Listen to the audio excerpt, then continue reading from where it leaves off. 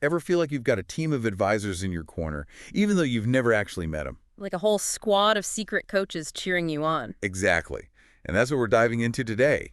This idea of learning from mentors you haven't met face to face. It's kind of wild how much wisdom is out there just waiting to be discovered. Totally. We're going to pull some of that wisdom from a great article called All I Learned from Mentors I Never Met by Jose Fernando Costa. Sounds like an interesting read. It is, and it's packed with insights from all sorts of successful people. Think of it as a cheat sheet to their best advice. I like that. Cutting straight to the good stuff. Exactly. So, ready to dive in? Absolutely. Let's do it. Okay, let's start with Gary Vaynerchuk, better known as Gary V. Gary V, the hustle king. What's he got for us? Well, the article highlights his philosophy that to be successful, you've got to play the long game.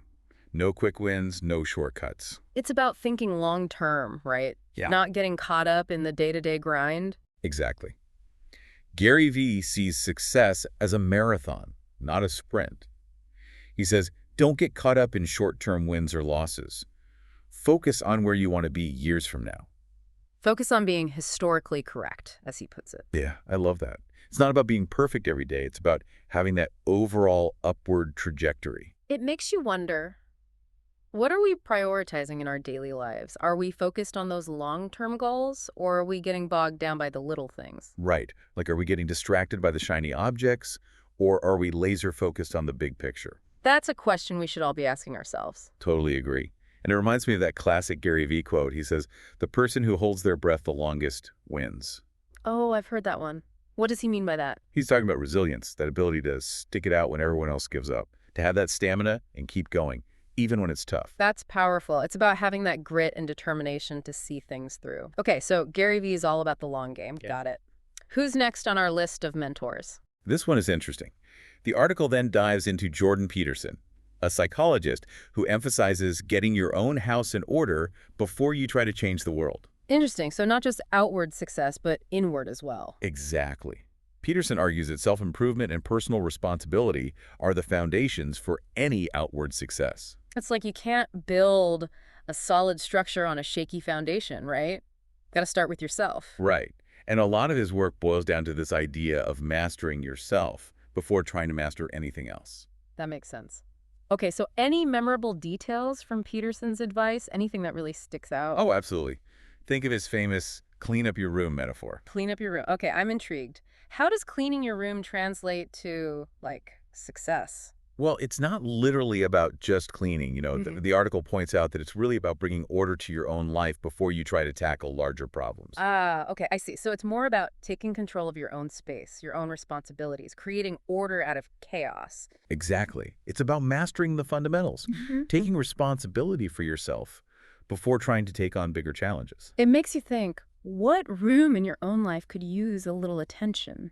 What could you tidy up, metaphorically speaking, that would actually make a difference? That's a great question.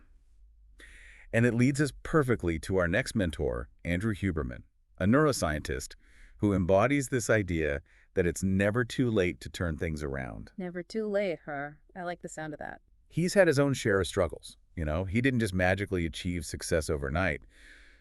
But what sets him apart is his commitment to making those tough choices that align with his goals, no matter what. So even when things are tough, even when you face setbacks, you can still pivot and move towards your goals. That's exactly what Huberman teaches us, to examine those limiting beliefs we have about ourselves and the world, and to let go of what's holding us back. What limiting belief do I need to let go of, and what difficult choice might actually open doors for me? Those are some big questions right there. They are, but they're worth wrestling with. Now let's switch gears to someone who might be able to help you figure out how to fund those dreams. The article then explores Tony Robbins and his approach to, well, turning dreams into reality. Tony Robbins, huh? The king of motivation. I'm curious, what's his secret sauce? Yeah, he's known for his high energy and, that whole power of positive thinking thing. But the article emphasizes that it's not all just like affirmations and visualizations. So it's not all just believe in yourself and it will happen. There's got to be more to it than that, right? Right. Robbins is big on mindset, but he also emphasizes that achieving financial success isn't about luck. It's not about timing the market perfectly. It's about cultivating that belief that you can create wealth. and then developing a plan for consistent, responsible investing. So it's about taking action, right? Not just wishing and hoping. Exactly. I love how he talks about putting concrete numbers against your dreams. Instead of vague aspirations, you turn those dreams into actionable financial goals. Okay, I see. It's about getting specific, getting real with those goals. So instead of saying, I want to be rich, you say, I want to have X amount of money invested by this date. That's the idea. And it forces you to actually create a plan to figure out, okay, what steps do I need to take to reach that number? It takes it from a wishy-washy dream to an actual plan you can execute. I like it. Me too. Yeah. And I think that's a question we can all ask ourselves. What dream of mine needs a concrete financial plan? Right. How can we make our money work harder for us? Okay, this is great. So we've got the long game from Gary Vee, self-mastery from Peterson, and a financial plan from Tony Robbins. Who's up next in our mentor lineup? All right, now we're moving to someone with a bit of a different take on success. The article highlights Scott Galloway, who actually challenges the whole follow your passion mantra. Wait, really? Challenging follow your passion? That's kind of a big deal, isn't it? I mean, everyone always says to follow your passion. I know, right? But Galloway argues that passion often comes after you've developed a valuable skill. So instead of trying to figure out what you're passionate about, you focus on getting really good at something. Exactly. He says, become really good at something, even if you don't initially feel passionate about it, and the passion might just emerge naturally. Okay, so you're saying it's not necessarily about finding that one true passion. It's more about developing a skill, mastering it, and then maybe, just maybe, the passion will follow. Exactly. And he also highlights the importance of putting yourself in a big pond, meaning a place with more opportunities, like a major city. Ah, so your environment matters too, right? Surrounding yourself with the right people, the right energy. It's like if you're a small fish, you want to be in a big pond, right? More room to grow, more opportunities to connect. That makes sense. It's about maximizing your potential by putting yourself in an environment that supports that growth. I like it. Me too. So, thinking about your own skills, what are you already good at, even if you don't feel super passionate about it yet? And how could you create your own big pond to help you thrive? Wow, those are some great questions. Lots to think about there. Okay, so we've got the long game, self-mastery, financial plan, and now the idea of skill over passion. I'm really digging this mentor lineup. Who's next? All right, next up is Alex Hormozy. He's got this no-nonsense approach to success that really resonated with me. Okay, tell me more. What's Hormozy all about? Well, the article talks about his emphasis on mastering the basics before looking for shortcuts. Work hard, put in the reps, and don't try to get ahead of yourself. So focus on the fundamentals before trying to get fancy. Exactly. He believes you need to focus on what you can control the effort you put in, and to break down those complex skills into smaller, manageable steps. Makes sense. So instead of saying, I want to be a better speaker, you break it down into smaller skills like eye contact, voice projection, clear articulation. That's it. And he has this great analogy about the choice we all face by the time we're 30. He calls it underlived versus underskilled. Underlived versus underskilled. That's interesting. Tell me more. Basically, you have to decide whether you want to prioritize diverse experiences or really honing a specific skill set. Do you want to travel the world, try different jobs, and have tons of adventures? Or do you want to become a master in one particular area? That's a tough one. It's like, do you want to be a jack of all trades or a master of one? Exactly. And both paths have their pros and cons. But the point is to be intentional about your choice. So thinking about our own lives, are we currently focusing more on experience or skill development? Right. And what skills do we want to master? And what are the sub-skills involved? What are those smaller steps we need to take? Okay, ready for another mentor? Absolutely. Bring it on. This is fascinating stuff. All right, let's shift gears to Chris Williamson. He's a podcaster, and he brings up an interesting point about presentation. Presentation, like how you present yourself, your work. That's it. I've seen his podcast studio, and it's super cool. Really well designed, high quality. It's clear that he pays attention to the details. So he's saying that the way you present things matters, that it can enhance the overall experience. That's exactly what the article highlights. Williamson makes sure the aesthetics of his podcast add to the experience. It's a reminder that how we present ourselves and our work can make a big difference. I see. It's like you can have the greatest content in the world, but if it's poorly presented, people might not even stick around to hear it. Exactly. So it's about finding that balance, right? Great content and great presentation. So thinking about your own projects, even your workspace, how can you elevate the aesthetics? What small tweaks could you make that would have a big impact? Interesting. I'm already thinking about how I could rearrange my desk to be more inspiring. I love it. It's those little touches that can make a big difference. Okay, so Williamson's all about the importance of presentation. Got it. Who's next? Okay, this next one is super interesting. His name is Chris Voss, and he's got some really cool ideas about how to get what you want in life. Get what you want in life. Okay, I'm definitely interested. So Voss is a former FBI hostage negotiator. Wait, really? A hostage negotiator? Wow, that's intense. I know, right? And his work centers around this fascinating concept called tactical empathy. Tactical empathy. That's a new one for me. What does that even mean? Well, it's all about understanding the other person's perspective, not as a weakness, but as a tool for negotiation and building relationships. So it's not about being all mushy-gushy. It's about strategically using empathy to your advantage. Exactly. He uses techniques like mirroring, subtly reflecting the other person's words back to them, and labeling, which means acknowledging their emotions explicitly. So instead of just focusing on getting your own way, you're actually trying to see things from their side. Exactly. And you wouldn't think it, but it can be incredibly effective. Wow, it's kind of counterintuitive, right? Like you'd think in a negotiation you'd want to be strong and assertive, not empathetic. I know, but Voss actually believes that empathy is a key to building trust and understanding. That's really interesting. I'm already thinking about how I could use this in my everyday interactions. Me too. And he also advocates for never splitting the difference, meaning no deal is better than a bad deal. Never split the difference. That's a strong stance. It is. So, thinking about our own lives, how could we use tactical empathy? And when would it be helpful to remember that never split the difference philosophy? Those are some great questions. Okay, ready for another mentor? You bet. Let's move on to Simon Sinek, a leadership expert who talks a lot about the importance of why. Oh, Simon Sinek. I've seen some of his talks. He's really inspiring. He is. And his work has really resonated with me. It's all about finding that deeper purpose behind everything you do. So it's not just about what you do or how you do it, but why you do it. Exactly. Sinek says that people don't buy what you do, they buy why you do it. That's deep. So it's about connecting with people on a deeper level, appealing to their emotions and values. That's it. And he talks about this really interesting distinction between finite and infinite games. Finite and infinite games. Okay, I'm intrigued. So things like sports are finite games. They have clear winners and losers, a beginning and an end. Right. Somebody wins, somebody loses. Game over. Exactly.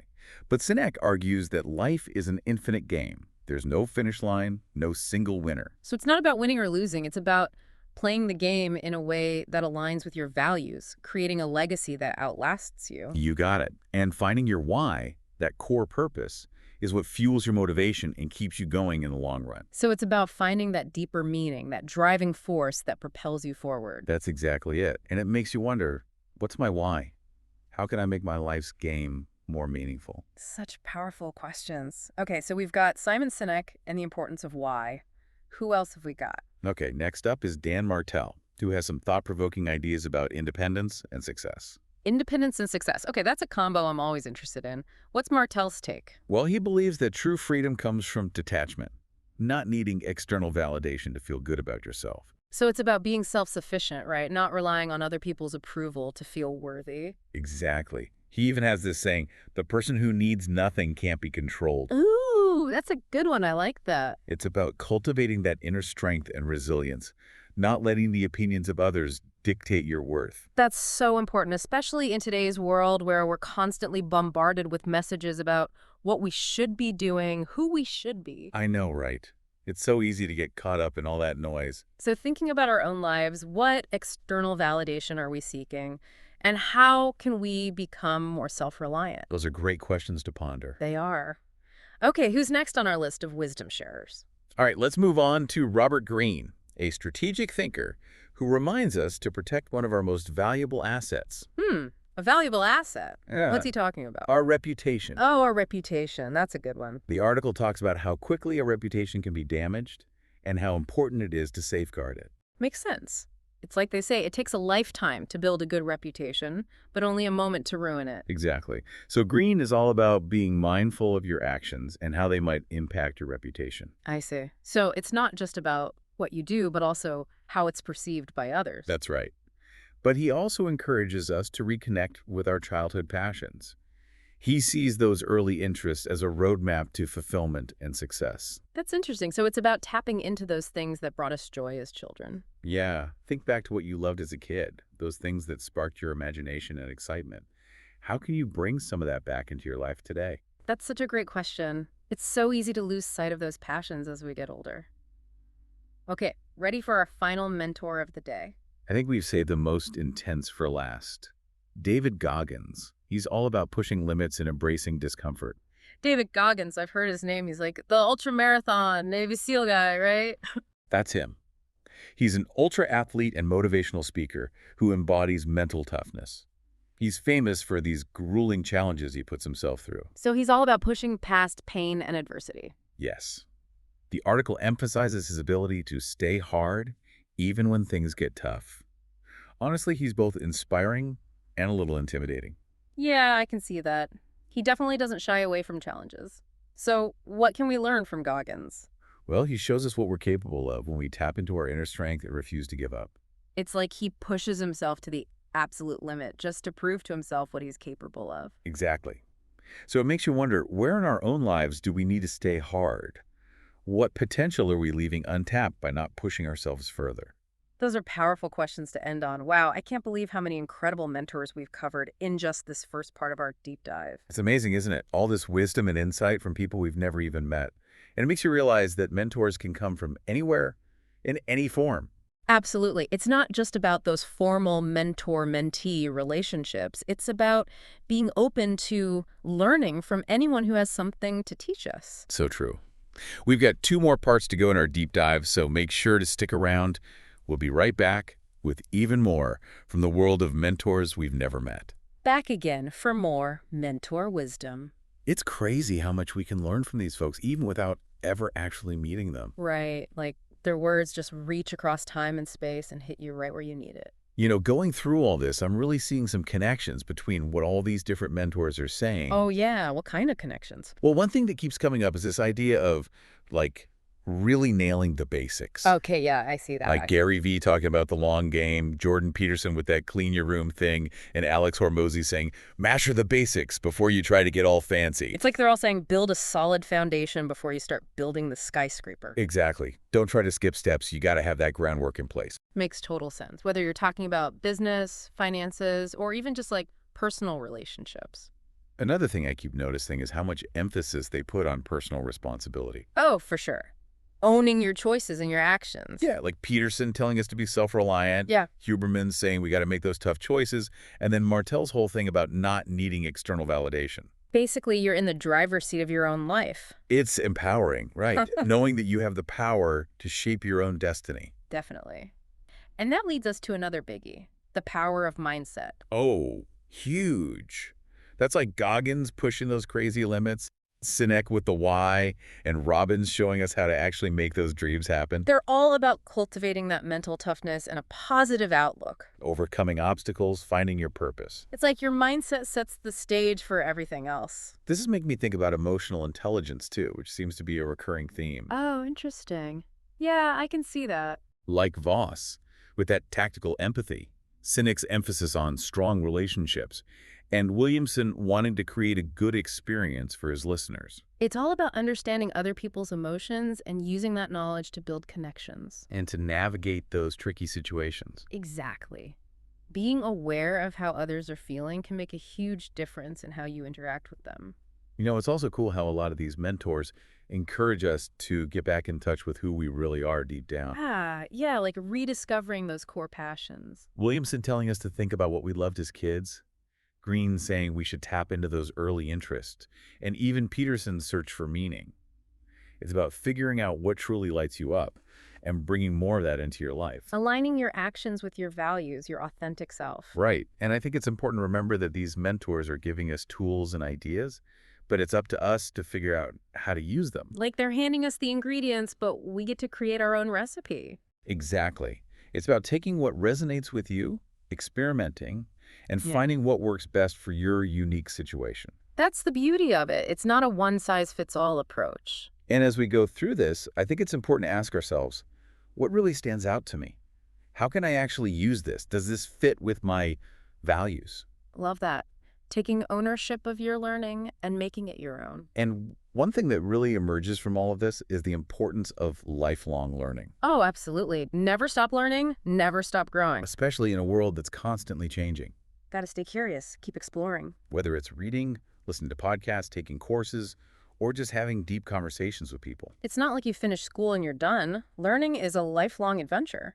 And, it doesn't have to be all formal and structured either. Yeah, right. You can learn something new from anyone, anywhere. Just being open to new ideas, challenging those old assumptions. Finding those little nuggets of wisdom in unexpected places. But of course, it can't just be about soaking up information. We got to actually put it into action. Totally agree. Knowledge is great, but it's useless if you don't do anything with it.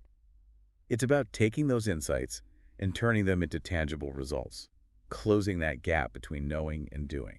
So, what action steps can we take? How do we move closer to our goals? That's the question, right? How do we implement those ideas that really resonated with us? The power of learning is in its ability to actually change our lives. Yeah. To make things better, to create a more fulfilling existence. And that journey never ends, does it? Nope. There's always more to discover, more to explore, more to learn. So as we keep going, let's keep supporting each other, share what we're learning, and celebrate the joy of always growing. It's amazing how much wisdom is out there, just waiting to be discovered. And I think it's important to remember that wisdom can come from anyone, regardless of their background or what they do for a living. You can learn something from everyone you meet if you're open to it. And the more we seek out different perspectives and voices, the more we expand our understanding of the world. Absolutely. So as we continue on our learning journeys, let's stay open to those diverse voices, those perspectives that challenge us and inspire us. The more we learn, the more we realize how much there is still to learn. That's what makes it so exciting. It's a never-ending adventure. And I think it's time for a little challenge for our listeners. Ooh, I love a good challenge. What are you thinking? Well, think about all those mentors we've talked about today. Okay, got it. And pick just one insight that really resonated with you, something that really clicked. All right, one powerful insight. And commit to putting it into practice this week. It doesn't have to be some big, massive change. Just one small, tangible action. Like a tiny step in the right direction. Exactly. Maybe it's making time for focused work, or having a difficult conversation with more empathy, or even just taking a few minutes each day to reconnect with that thing you loved as a kid. The point is to take action, to see how even those small changes can make a difference. Who knows? Maybe that one small step will lead to something amazing you never expected. That's the power of learning from mentors. They light the way, but we have to take those steps. And that wraps up part 2 of our deep dive. Be sure to join us for part 3, where we'll continue exploring the world of mentors we've never met. We're back for the final part of our mentor deep dive. Time to soak up that last bit of wisdom. As I've been thinking about everything we've talked about so far, Yeah. there's this one theme that keeps popping up for me. Oh, what is it? This idea of leaning into discomfort, pushing past your comfort zone. I see that. A lot of these mentors are all about challenging themselves. Yeah, like Goggins going to those extremes, Peterson saying have those tough conversations, even Huberman with those hard choices. They're all saying growth happens outside that cozy little comfort bubble. That's it. Embrace the discomfort, build that resilience. And that kind of ties into another big thing we keep seeing, right? What's that? Taking action. It's not enough to just know stuff. Right, you got to actually do something with that knowledge. Gary Vee is all about execution. Hormozy says, put in those reps. And Robin says, turn those dreams into, concrete goals. Don't just sit there and think about it. Actually do it. Close that gap between thinking and doing. That's where the real magic happens. You create your own experiences, shape your own reality. It's also making me realize how important it is to, define your own version of success. Oh, yeah, that's huge. We're constantly bombarded with all these external measures of success. You got to have this, you got to achieve that. It's easy to lose sight of what matters to you. And that's where I think Peterson's search for meaning, Sinek's why, and even Green's thing about childhood passions all fit in. We're saying, don't let someone else tell you what success looks like. Find what's authentic and fulfilling for you. Build a life that reflects your values, your passions, your own unique path. So as we wrap up this whole deep dive into mentors, Yeah. I got to say, I'm feeling super grateful for all these insights. Me too.